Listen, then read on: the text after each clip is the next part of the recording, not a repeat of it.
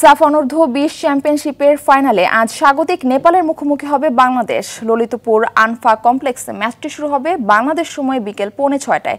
Group পর্বের শেষ ম্যাচে নেপালের বিপক্ষে হারলেও সেমিফাইনালে ভারতকে হারিয়ে ফুরফুরা মেজাজে আছে মারুফুল হকের শিশুরা। দলটির সুযোগ এবার হিমালয়ের দেশে ইতিহাস করার। বিস্তারিত রাফি আমিনের রিপোর্টে। দেশ ছাড়ার আগেই কোচ মারুফুল হক নিজেদের লক্ষ্যটা জানিয়েছিলেন। হিমালয় দেশ থেকে শিরোপা নিয়েই ফেরার কথা বলেছিলেন তিনি।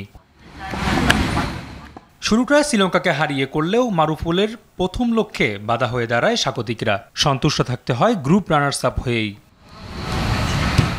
সেই ম্যাচটির ভুল থেকে শিক্ষা নিয়ে দারুণভাবে ঘুরেও দাঁড়িয়েছে দলটি। সেমিফাইনালে ভারতকে কাঁদিয়ে ব্যাক টু ব্যাক ফাইনালে টিকিট কাটে শ্রাবণের দল।